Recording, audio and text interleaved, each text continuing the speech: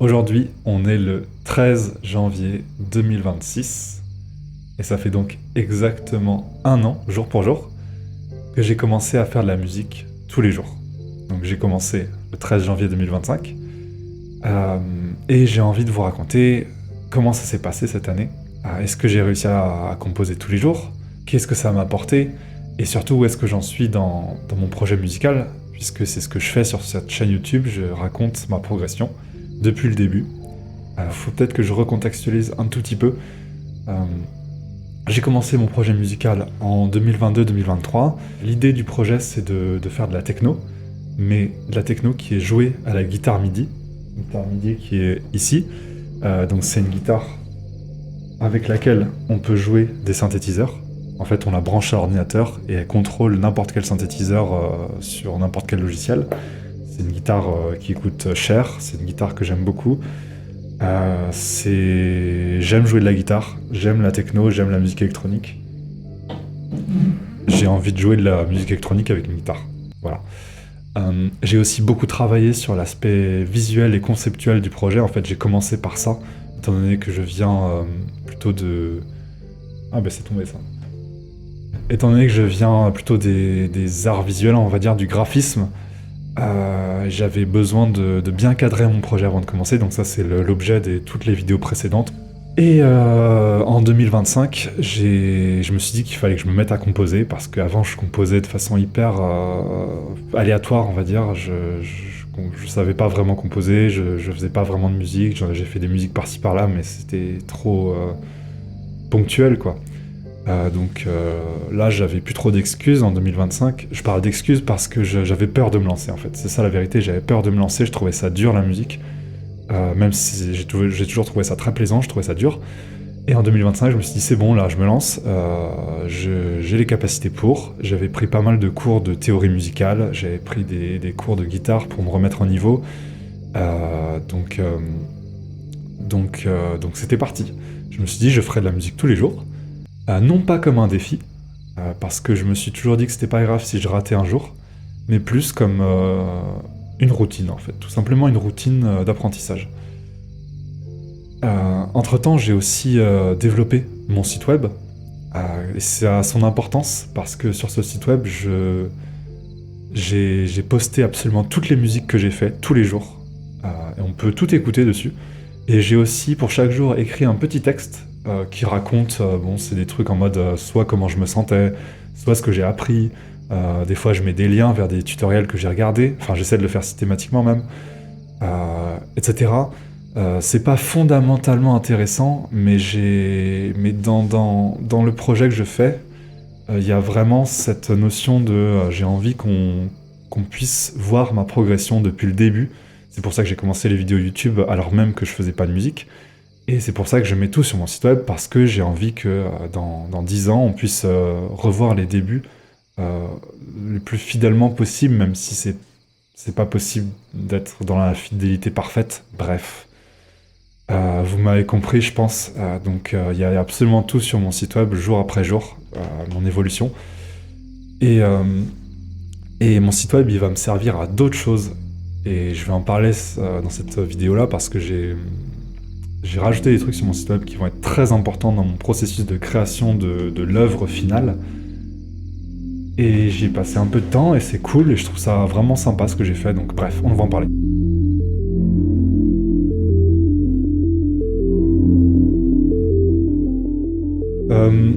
Donc ça c'était pour le contexte.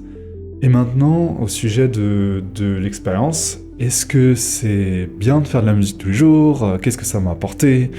Est-ce que c'est pas trop dur? Etc. Donc mon ressenti, en vrai, qu'est-ce que ça fait de faire de la musique tous les jours? Moi, j'aime bien l'expérience, j'ai bien aimé l'expérience et j'ai envie de continuer. Je trouve que c'est plus facile de faire de la musique tous les jours que de faire de la musique quand on peut, ou une fois par semaine ou 2 fois par semaine, genre le week-end. En fait, je me suis mis un créneau de 20h à 21h, voire 22h si je pousse un peu le truc, c'est mon créneau pour faire de la musique. Et comme c'est tous les jours pareil, ça donne un gros avantage, c'est qu'il n'y a pas la réflexion de quand est-ce que je fais de la musique. Je sais qu'à 20h, j'ai fini de ranger la cuisine, je me prépare, je me prépare à aller me coucher, et juste avant, voilà, je me pose à mon ordi, il est 20h, et je fais de la musique. Et j'ai pas à me poser la question de quand est-ce que je fais de la musique. C'est une routine, c'est systématique. Donc je trouve que le fait d'avoir une routine comme ça enlève la phase de réflexion. Je trouve que la phase de réflexion, c'est tout le temps ce qu'il y a de plus dur pour se mettre à l'action. Alors que quand c'est prévu à l'avance, tu n'as pas à réfléchir et donc il faut juste s'y mettre. Et ça va. Euh, alors il y a des jours où c'était évidemment difficile. C'était difficile pour plusieurs raisons. Des fois parce que j'ai pas le temps, comme tout le monde. Je suis en déplacement, je suis avec la famille, ou des trucs comme ça, et là, je sais que je vais avoir très peu de temps, mais je me suis toujours débrouillé pour faire de la musique, ne serait-ce qu'un tout petit peu. Je pense que j'afficherai à l'écran des statistiques, là, je les ai pas encore calculées, mais je peux faire ça très simplement avec mon site web. Je pense que ma session la plus courte, ça a dû être un truc genre 10 minutes. Vraiment là, c'est en mode bon, j'ai pas le temps, j'ouvre Ableton, je prends 3 synthés au pif, je mets une batterie et je fais un truc le plus vite possible et j'exporte le plus vite possible. Et des fois, c'est pas les pires, hein. Des fois, le fait d'avoir une contrainte de temps énorme, ça m'a poussé à faire des trucs plutôt sympas finalement parce que j'ai pas trop réfléchi. Alors que des fois, je réfléchis beaucoup et je fais des trucs pas terribles. Mais bon. Euh, Il y a aussi des fois où j'ai pas le moral, des fois où c'est dur de s'y mettre aussi parce que j'ai d'autres choses en tête. Notamment, un truc qui arrive très souvent, c'est quand je développe des nouvelles fonctionnalités sur mon site web, ce qui arrive pas tous les jours, hein, ça arrive de temps en temps, ça a tendance à me prendre énormément la tête de façon un peu positive, on va dire. C'est que quand je fais du code, j'adore ça, moi, je trouve ça trop, trop sympa à faire. Et, et j'ai envie de faire que ça. Du coup, le soir, je suis là en mode, ouais, si je codais un peu sur mon site pour avancer plutôt que de faire de la musique. Et du coup, c'est très dur de s'y mettre. Et dans ces jours-là, j'ai tendance à me coucher très tard. Quand je dis très tard, c'est 23h, ou voire minuit au plus tard. Mais ça fait très tard pour moi parce que le matin, je dois me lever très tôt. Et donc je suis fatigué, etc., etc. Mais bon, c'est le classique. Mais j'avoue, ça, c'est pas évident. Et aussi, quand le moral n'est pas là, c'est pas forcément facile. Mais comme je note tous les jours, je sais que dans l'année, il n'y a que 2 jours où j'ai vraiment pas du tout aimé faire de la musique. Où j'ai pas du tout apprécié ce moment. Où c'était vraiment dur, où je me suis forcé. Mais seulement 2 jours. C'est très peu quand même. Tous les autres jours, même quand je partais un peu déprimé ou avec pas trop l'envie, au final, le fait de faire de la musique m'a toujours redonné une certaine joie, quoi. Juste, voilà, le kiff de faire un truc qu'on aime bien, quoi. Donc, globalement, c'est une expérience très positive, très plaisante. Je voulais dire un truc, j'ai oublié. Je viens de me rappeler ce que je voulais dire. Dès le début, comme j'ai dit, je me suis mis comme règle de ne pas me mettre la pression. J'avais pas envie que ça soit un défi et que je me force à faire de la musique absolument tous les jours. Je trouve que quand on fait ça, c'est risqué parce que si jamais un jour on peut pas faire autrement que de louper un jour, de ne pas faire de la musique un jour, il y a de grandes chances qu'après on s'en veuille et que on laisse tomber totalement. Moi, je me suis dit dès le début, c'est pas grave si je loupe un jour, ça fait partie du truc. Ce qui est important, c'est de s'amuser et de faire ce que je peux, en fait, en partant du principe que rien que 5 minutes dans une journée, c'est déjà super. Si je peux faire 3 heures, bah, c'est génial. Mais sinon, c'est pas grave. Et en faisant ça, je trouve que j'avais aucune pression. euh, et c'était une expérience plaisante et que j'ai tenue jusqu'au bout et que je vais continuer à faire de toute façon. Et d'ailleurs, j'ai loupé aucun jour. fais de la musique absolument tous les jours, sans problème, et sans culpabilité. C'est surtout ça le plus important. Et après, il y a la question aussi de ce que j'ai fait concrètement et quels étaient mes objectifs sur cette année. À vrai dire, je suis parti un peu sans objectif. Je me suis dit juste, je fais de la musique, on verra ce qui se passe. Maintenant, rétrospectivement, je comprends ce que j'ai fait cette année, j'analyse ce que j'ai fait cette année, ça me donne une direction pour l'année prochaine, et on va en parler. Mais bon, concrètement, qu'est-ce que j'ai fait cette année? Euh, j'ai fait surtout des petites ambiances. J'ai fait beaucoup de boucles relativement courtes, et aussi beaucoup de débauches de musique, où à chaque fois il y a une ambiance très forte qui se dégage. Et ça, j'apprécie le fait d'avoir fait ça. Je trouve que c'est sympa parce que même si on a juste un bout de musique de 45 secondes, en fait, on est très souvent plongé dans une ambiance très précise. euh, et je trouve ça cool. En fait, j'ai pas fait beaucoup d'analyses purement techniques. J'ai fait parfois des analyses de morceaux. J'apprécie faire ça. J'ai fait parfois quoi d'autre? J'ai fait souvent des tutos. Euh, mais à vrai dire, ce qui se passe généralement, c'est que je regarde le tuto et je le reproduis pas à l'identique. Je vais plutôt partir sur un truc un peu différent et donc finalement, ça fait un truc perso. Je me souviens pas spécialement de fois où j'ai répliqué un tuto à l'identique. Euh, et je me suis beaucoup intéressé à plusieurs sujets. Un premier sujet, la batterie. C'est arrivé très vite, notamment aussi parce que je prends des cours de batterie depuis maintenant combien de temps? Un an et 4 mois peut-être, à raison de une fois toutes les 2 semaines. Et c'est parfois un peu plus espacé, donc j'ai un niveau absolument débutant. Mais j'avais pris ces cours de batterie justement pour me familiariser avec l'instrument batterie, parce que je connaissais même pas les différents tambours, les différents trucs, quoi. J'accorde de l'importance à la rythmique dans la musique, donc j'avais envie de mieux comprendre les choses, et donc j'ai essayé de mieux comprendre la batterie aussi sur le logiciel, et, euh, et comprendre comment est-ce qu'on fait des rythmes un peu dynamiques, des variations sur les hi-hats, comment est-ce qu'on fait pour simuler une batterie un peu réaliste, ou comment est-ce que ça fonctionne aussi, les drum machines. Voilà, je connaissais pas les 808, 909, tous ces trucs-là. Euh, j'ai tout découvert, et j'ai appris plein de choses, j'ai expérimenté énormément de choses. Voilà, pour les drums, il y a eu aussi beaucoup d'apprentissage de la synthèse sonore, du sound design, des synthétiseurs. Je connaissais rien des synthétiseurs quasiment, et j'ai appris à me servir de quasiment tous les synthétiseurs d'Ableton. Je sais pas forcément bien m'en servir, mais maintenant j'arrive à comprendre tous les paramètres quasiment. Je comprends le concept d'un synthétiseur, et je sais créer mes propres sons, même si, bon, voilà, j'ai pas un niveau exceptionnel. Je bidouille généralement, mais j'ai une compréhension globale qui me permet de faire à peu près ce que je veux, comme je veux avec les synthétiseurs, et c'est ce que je cherchais, parce que j'ai envie de faire mes propres sons. Euh, j'ai aussi eu pas mal de phases de théorie appliquée, parce que comme je le disais, j'ai pris des cours théoriques depuis que j'ai commencé le projet. Donc les cours théoriques, c'est quoi exactement? Bon, vous pouvez voir dans les autres vidéos, j'en parle un peu plus des fois. Mais en gros, j'ai pris des cours de théorie musicale ultra basiques, je veux dire, à partir de la base. Euh,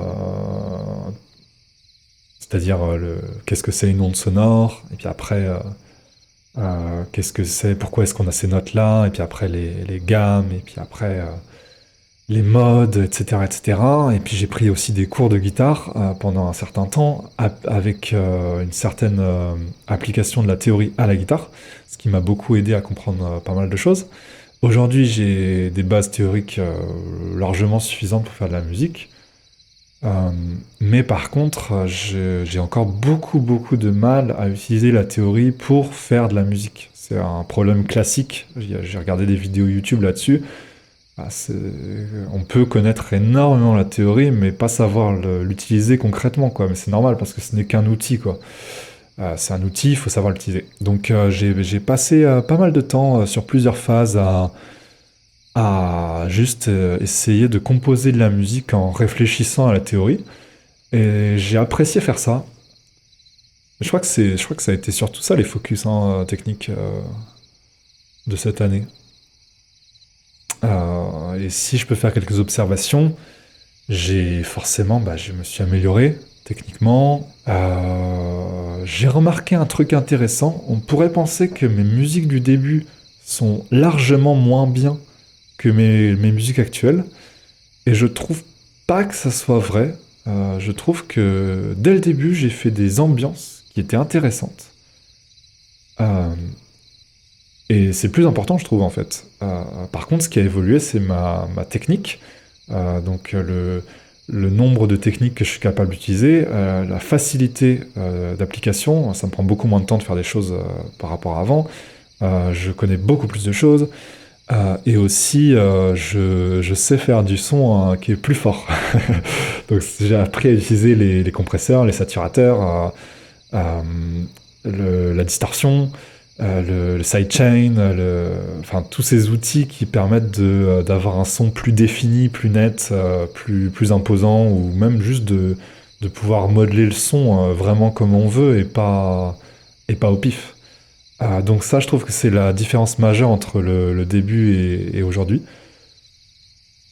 Donc surtout une progression technique, mais pas forcément de progression musicale, ou du moins je saurais pas trop l'identifier.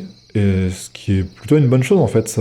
Pour moi, ce que ça veut dire, c'est que dès le début, je savais ce que j'avais envie de faire, et aujourd'hui, je continue à savoir ce que j'aime faire, et je fais juste la musique qui me plaît. Euh, Ah oui, aussi, quelque chose que j'ai remarqué, évidemment, c'est que vu que je vais plus vite à faire les choses, mes morceaux s'agrandissent. Et à partir d'un certain moment, j'ai commencé à parfois faire des musiques quasiment complètes, euh, c'est-à-dire d'une durée de 3-4 minutes, avec un développement, avec une structure, alors que j'utilisais toujours 1 heure de temps, quoi. Alors qu'au début, avec 1 heure, je faisais que des petites boucles de 20-30 secondes. Euh, donc ça, c'était intéressant aussi. Et j'ai créé quelques musiques que je considère finalisées, mais c'est juste des tests, hein, ça fait pas partie de ce que j'ai envie de publier.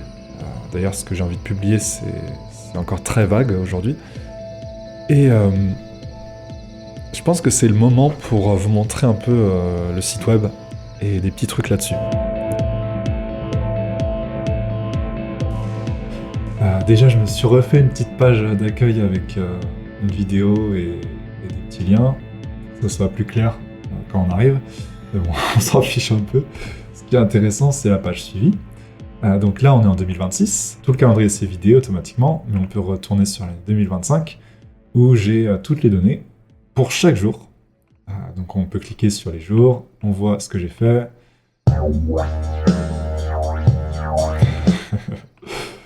Et voilà, ça, on peut le voir pour tous les jours.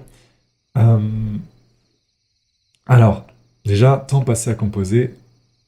J'ai passé combien de temps à composer en 2025? En 2025, sur cette année plutôt, du 13 janvier 2025 au 13 janvier 2026, j'ai passé 331 heures et 21 minutes à composer. Ce qui fait une moyenne de 53 minutes par jour à peu près.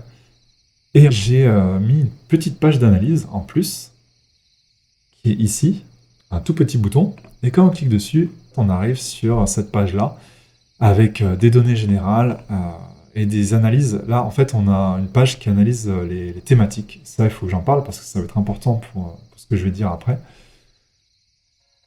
En fait, depuis le début du projet, au tout début, j'ai défini un ensemble de thématiques et de thèmes que j'apprécie, qui me touchent, et que j'ai envie de travailler soit en musique, soit visuellement. Et en fait, j'ai classé toutes les musiques que j'ai faites cette année, et toutes les musiques que je ferai dans le futur, dans des thématiques, ces thématiques qui étaient définies au tout début. Et on a un certain nombre de thématiques. On a le mystère, le tranchant, l'espoir, l'hypnose, la mélancolie, la nostalgie, la contemplation, le dansant, le grandiose, l'émerveillement, la tension et aussi le touchant qui n'est pas ici pour une raison précise. Et donc, à chaque fois que je crée une musique, je lui associe un lot de tags, donc les tags de thématique, et aussi d'autres tags, des tags de genre, donc si c'est de la techno, de l'électronica ou d'autres choses, des tags d'instrumentation pour savoir quels instruments sont utilisés vraiment dans ces musiques. Et ça a permis de faire cette page-là qui est assez intéressante. Il y a aussi il y a un truc important, c'est que je distingue si les musiques sont des musiques normales ou des musiques favorites. Les musiques favorites, c'est des musiques que j'apprécie vraiment bien ou que je trouve que c'est assez intéressant et que ça correspond avec la vision que j'ai de ma musique au final. Donc pour moi, c'est des musiques qui seront importantes pour la suite parce qu'en fait, tout ce que je fais là, je le vois comme une base de données dans laquelle je vais pouvoir piocher pour composer mon œuvre au final. Ce que je voulais vous raconter sur cette page d'analyse, c'est qu'il y a surtout cet explorateur de thématiques, qui est un outil que j'ai créé, qui va m'être utile pour la suite, et qui est vraiment très fun à utiliser, je trouve. En gros, on peut faire des combinaisons de thématiques. Par exemple, je vais prendre l'espoir, et là déjà, on a une playlist avec toutes les musiques qui ont uniquement le tag espoir. Donc,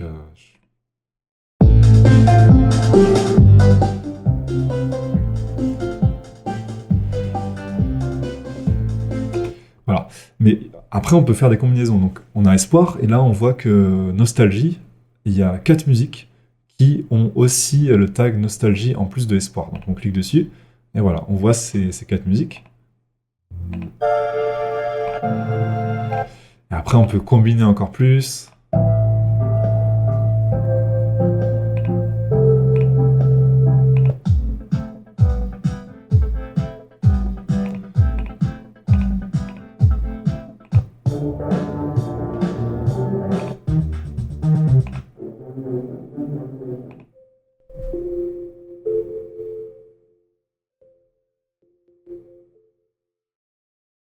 Voilà. Et je trouve ça trop fun à utiliser, quoi, parce que je redécouvre mes propres musiques quand je clique sur des trucs aléatoires. Et c'est très sympa. En plus, bon, c'est un autre sujet, mais j'ai développé un player audio qui est persistant. Donc ça veut dire qu'on peut quitter la page et on peut naviguer sur le site et la playlist en cours continue à jouer. Et ça, j'adore. En fait, je suis en train de me faire mon propre Spotify, mais sur mon site web où on peut écouter que mes musiques et bah, ça me plaît. En fait, bon, j'ai plein d'idées pour la suite. Je pense que j'aimerais beaucoup qu'on puisse écouter mes EP, mes albums sur mon site web, ce qui est jamais le cas sur les sites web d'artistes, qui sont plutôt destinés soit à vendre du merch, soit aux professionnels de l'industrie musicale. Et je trouve ça un peu dommage de pas avoir des trucs un peu plus intimes, personnels, de pas pouvoir écouter les albums et tout. Alors je sais qu'il y a des subtilités légales avec la SACEM, mais bon, j'ai des petites idées à ce niveau-là.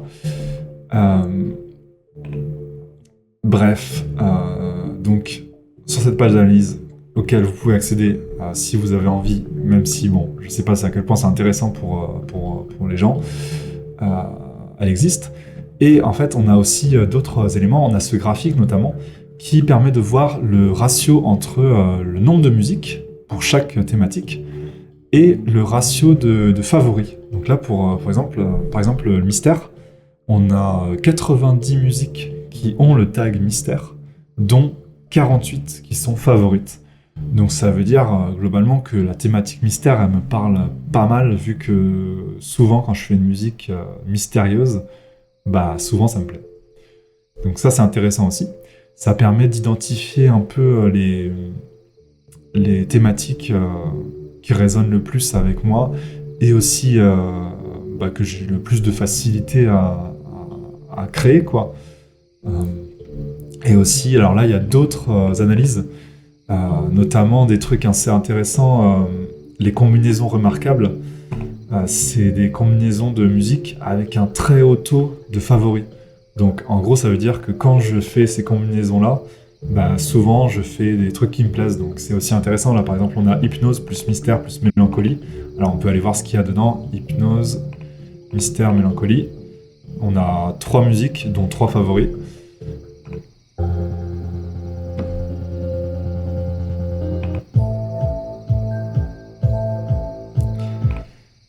Et bah ouais, c'est cool. Euh, Bon, à l'heure où je filme aussi, la page est comme ça, mais j'ai déjà prévu d'autres évolutions. J'aimerais bien pouvoir analyser. Bah, je peux montrer la maquette vite fait, même si c'est pas finalisé. Euh, j'ai envie qu'on puisse faire l'exploration des thématiques, mais à côté, j'aimerais bien avoir une bibliothèque globale où en fait on peut faire des filtres en fonction du style de la musique, en fonction de quels instruments sont présents dans la musique, etc. Et ça va me servir plus tard pour chercher des musiques précises, si j'ai besoin de quelque chose de précis dans ma façon de composer pour l'œuvre finale. Et d'ailleurs, je pense que c'est le moment de parler de ça. Ouais, le projet a un peu mûri dans ma tête cette année-là. Et j'ai l'impression de savoir encore plus précisément ce que j'ai envie de faire et, et la façon dont j'ai envie de le faire. Et j'ai envie d'en parler un peu ici, même si il faut quand même garder à l'esprit que les choses peuvent évoluer et je changerai peut-être d'avis sur certaines choses. Mais en tout cas, aujourd'hui, c'est comme ça que je vois les choses pour mon projet. Donc c'est quoi exactement? En gros, comme je disais, depuis le début, j'ai une idée assez précise des thématiques que j'ai envie d'aborder, visuellement, conceptuellement, moralement, bref. Tout l'ensemble du projet artistique, je l'ai en tête, quoi. Le truc, c'est que ça a évolué. Et aujourd'hui, j'ai commencé à réfléchir à un univers global, fictionnel, et à une, voire des histoires que j'ai commencé à écrire. Donc je suis en train de créer un univers de fiction. Et ma musique, je vois ça comme la bande son de cet univers. C'est-à-dire que j'ai envie de faire une méthodologie qui consisterait en... Aujourd'hui, je compose plein de musique tous les jours dans le cadre de mon apprentissage. Je mets tout sur mon site web. C'est accessible via ma page d'analyse. Et quand je serai prêt à composer vraiment les musiques que je veux composer, eh bien, en fait, qu'est-ce que je ferai? J'aurai une histoire qui se passe dans un univers. Je découperai l'histoire en petits bouts, en fragments, peut-être en chapitres d'histoire, je sais pas trop exactement. Et chacun de ces petits fragments d'histoire, ils auront une thématique émotionnelle, on va dire. Donc, si je veux composer la bande son qui va avec, et en sachant que par exemple c'est un fragment qui parle d'espoir, j'irai sur mon site web et je regarderai les musiques qui ont la thématique espoir et mystère par exemple, et je vais piocher et composer la bande son de ce fragment-là grâce à ce que j'ai déjà fait en fait. Après je parle de bande son, mais ça sera quand même des musiques autonomes, ça sera pas une bande son de film, ça sera de la musique électronique, potentiellement de la techno, peut-être de l'électronica, je sais pas trop, je suis un peu en oscillation entre ces deux genres que j'aime beaucoup.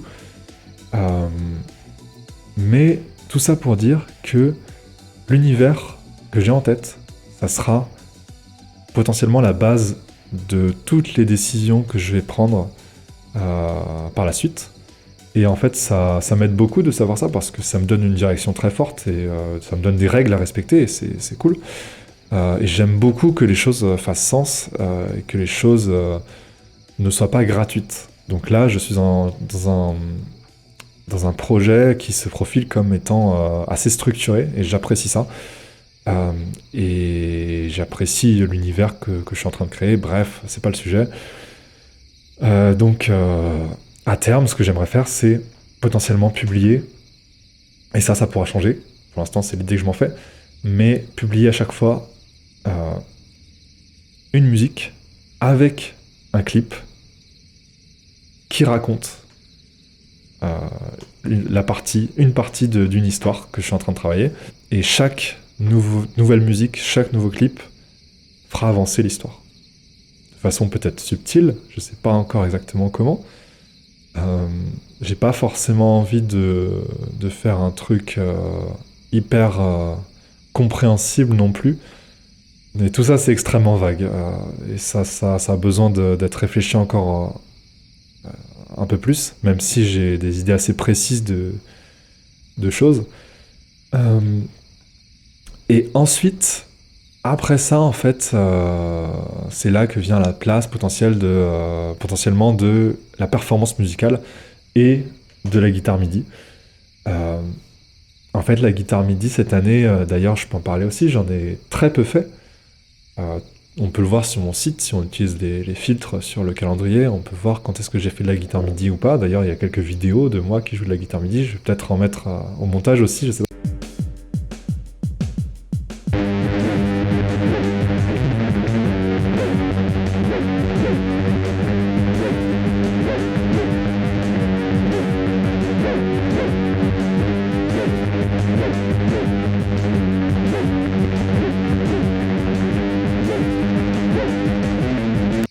Je me suis rendu compte d'un truc avec la guitare MIDI, c'est que ça me demande beaucoup d'efforts de composer à la guitare MIDI, parce que ça veut dire qu'il faut être capable de jouer directement en même temps qu'on compose ce qu'on est en train de composer. Ce qui souvent n'est pas mon cas en fait, c'est trop dur, ce que je fais sur mon logiciel est trop difficile à jouer à la guitare sans entraînement. Donc pour moi la guitare MIDI, je pense que ça viendra un peu plus tard. Ça viendra quand la question de comment est-ce que je joue les musiques en live se posera. Donc ça sera la performance live qui viendra ensuite, même si peut-être que j'intégrerai la guitare MIDI dans la composition dans les prochaines années, à voir, quand je me sentirai un peu plus à l'aise dans le processus de composition à proprement parler. Mais donc voilà, vous avez l'idée globale de ma façon de faire pour mon projet musical. Et donc la question qui se pose, c'est quoi la suite ? Aujourd'hui, où est-ce que j'en suis ? Quel est le bilan exactement ? Et qu'est-ce que je compte faire pour cette année 2026 et pour les prochaines années potentiellement ?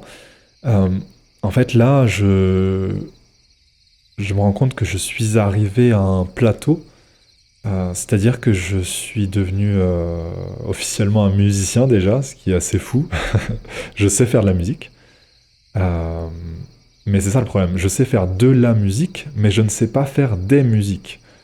C'est-à-dire que je sais créer des ambiances. Je sais utiliser des outils pour faire de la musique, et je sais m'amuser à faire de la musique. C'est super, mais je ne fais pas des musiques. Voilà. Ce qui me manque en fait, c'est la compréhension des structures et des styles. Et j'ai envie que ça soit le focus de cette année 2026. D'ailleurs, j'ai déjà commencé à travailler sur ce sujet-là, donc j'ai fait des analyses de musique, j'ai analysé des musiques que j'aime en termes de structure. Donc j'ai noté vraiment à quel moment est-ce que ça change, pourquoi est-ce que ça change, quel effet ça donne, le fait que ça change à ce moment-là. Et j'ai essayé de refaire des compositions en utilisant les mêmes structures, dans l'idée de finaliser des musiques et d'apprendre à finaliser des musiques et apprendre à travailler sur la durée plutôt que sur des ambiances, ce qui est extrêmement important pour progresser, parce que je sens bien que c'est ce qui me manque aujourd'hui. Donc ça sera ça le plan en 2026, puisque donc en fait 2025 c'était plutôt une année d'exploration musicale et d'apprentissage. 2026 pour moi c'est apprendre à faire des musiques finalisées, apprendre à faire des structures, et aussi commencer à regrouper ma palette musicale, puisque ça c'est l'autre grand sujet dont je parlais dans ma dernière vidéo, c'est construire sa palette et trouver mon style. Donc pour trouver son style, je pense qu'il faut avoir une palette de couleurs, on va dire. Donc la palette de couleurs, ça peut être les thématiques que j'utilise, mais aussi surtout concrètement quels samples j'utilise, quels drums j'utilise, quels synthétiseurs j'utilise. Il faut avoir une sélection très, très restreinte et que je sais très bien utiliser, je pense, pour pouvoir avoir un son reconnaissable et trouver son style. Et ça, je pense que ça sera le focus de 2027, mais je vais un peu commencer ce travail-là aujourd'hui. À mon avis, 2027, ça sera apprendre à faire ma propre musique. Et peut-être qu'à ce moment-là, je commencerai à composer un peu plus avec la guitare MIDI parce que je suis convaincu que le jeu à la guitare MIDI peut apporter beaucoup de richesse. Il y a beaucoup de choses à inventer sur une guitare MIDI, vu que c'est un instrument très peu utilisé. C'est juste que c'est pas facile. Ça demande du temps, du paramétrage et de la pratique. Donc je verrai ça un peu plus tard. Mais je pense que je suis bien parti et je suis une direction qui est toujours la même que celle que j'avais définie au tout début du projet. Notamment quand j'avais fait ma vidéo sur quel est mon plan pour percer dans la musique. Bref. Conclusion. On peut dire que j'ai posé des bases. Je continue à apprendre. Je continue à faire de la musique tous les jours. J'essaie de me concentrer sur l'essentiel. Et je continue quoi.